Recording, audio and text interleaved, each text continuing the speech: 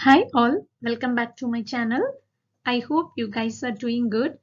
In the last video, I discussed about the first international patient safety goal, and today I'm going to discuss about the second international patient safety goal. Let's move on to the topic. These are all the 6 international patient safety goals, as you know. The first one is identify patients correctly. The second one is improve effective communication. The third one is improve the safety of high alert medications. The fourth one is ensure correct site, correct procedure, correct patient surgery. The fifth one is reduce the risk of healthcare associated infections. And the last one is reduce the risk of patient harm resulting from falls. So today we are going to see the second one, that is improve effective communication.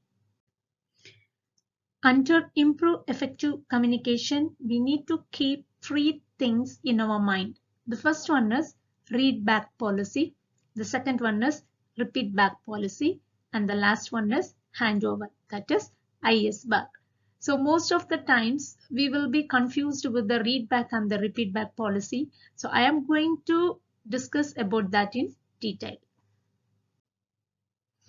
So read back policy is applicable in case of emergency situation where the physician is not physically available at that moment.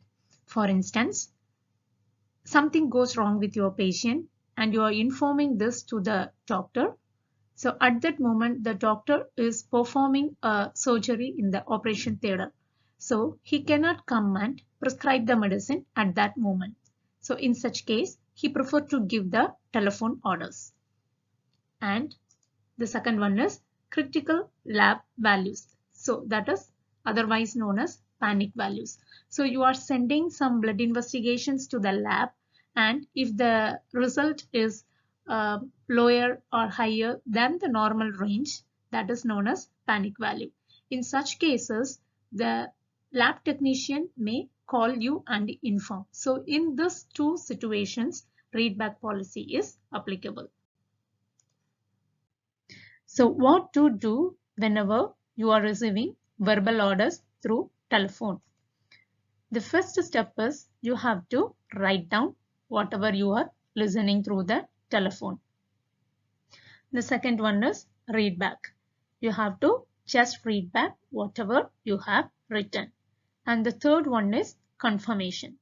So while you are reading back the thing what you have written, the person who sent the message has to confirm whether it is right or wrong. Let's see with an example. So first one is the telephone order. So for example, you check the blood sugar for a patient. It is 395 mg per deciliter. The doctor is not around. So you are making a call and informing the doctor for Mr. John, MRN 123456. The blood sugar is 395 mg per deciliter. As the doctor is performing a procedure at the bedside, he cannot come at the moment to write the drug. So he is giving you a verbal order through the telephone to give regular insulin 15 units subcutaneous stat. As per the protocol, you have to write down the order first, then just read back. Doctor, is that for Mr. John, MRN 123456, regular insulin 15 units subcutaneous stat. When you are reading back, the doctor has to listen that and reply back, yes nurse, you are right, you have to give regular insulin 15 units subcutaneous stat. The second one is critical lab values or panic values. So most of the times it will be informed from the lab by the lab technician. So they may inform you for Mr. John, MRN 123456, potassium is 2.5 milliequivalent per liter. So as per the protocol, just write down whatever you are listening and read back that. Is that for Mr. John, MRN 1, 2, 3, 4, 5, 6, potassium is 2.5 milliequivalent per liter. When you are reading back that one, the lab technician has to listen that and reply back, yes nurse, you are right. That is for Mr. John, MRN number 1, 2, 3, 4, 5, 6, potassium is 2.5 milliequivalent per liter. So, you all know that documentation is very important in nursing. So, after receiving the telephonic orders, make sure it should be transcribed by the physician within 24 hours. So, at that moment, the doctor is busy with some other procedure. That is the reason why he cannot come and write the orders. So, soon after the emergency finished, the doctor has to transcribe the medication in the medicine card. And again, this varies from hospital to hospital policies and protocols. The second one is panic value. So, the person who received the panic value has to document that with date, time, critical value, name of the person, that is the lab technician who informed, and name of the person who received the call. So I hope in all the hospitals we have critical value or panic value register, and the person who received the panic value has to document that in the panic value register. Moreover, in all the hospitals we have list of drugs approved for verbal orders. For instance, the narcotic or the high alert medication orders are not agreed through telephone. So you have to go through that policies and make sure what and all drugs can be received through the telephonic orders. I hope now you guys got a clear idea about the readback policy. We can see about repeat back policy. So repeat back policy is applicable in case of emergency situation. The best example is cardiac arrest. Here you must follow repeat back policy. Why can't you follow read back policy here? Because in read back policy you have to write down, then you need to read back that, and it needs to be confirmed by the person who sends the message.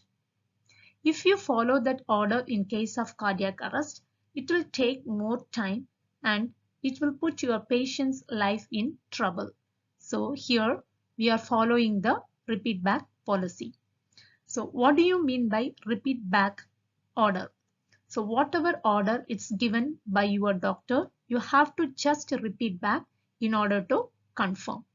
So here your doctor is telling you to administer injection adrenaline 1 mg IV stat. You have to just repeat it back. Doctor, is that injection adrenaline 1 mg IV stat? And your doctor has to confirm, yes nurse, you are right. Just give injection adrenaline 1 mg IV stat. The last one is IS bar. I stands for identification, S for situation, B for background, A for assessment, and R for recommendation. IS bar plays a vital role in handover process.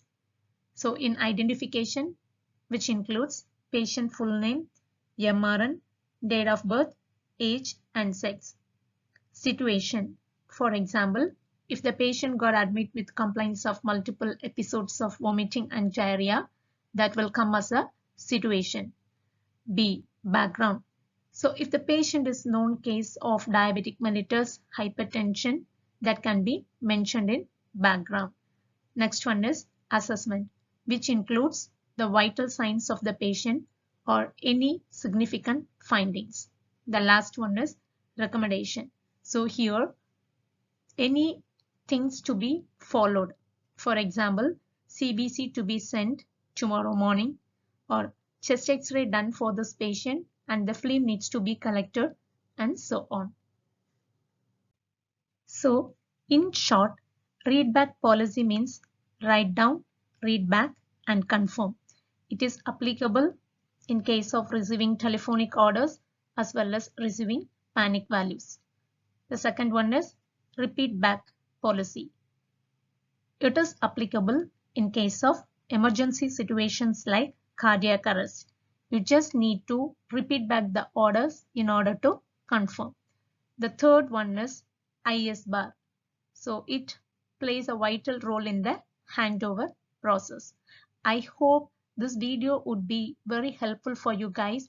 Thank you so much for watching. If you like this video, kindly like, share this video to your friends and subscribe my channel. My channel name is Jebin Shine, and don't forget to press the bell icon button so that you will get the notifications whenever I am uploading new videos. Thank you all once again. See you all again with one more interesting topic. Until then, it's bye from Jebin. Bye bye. Take care.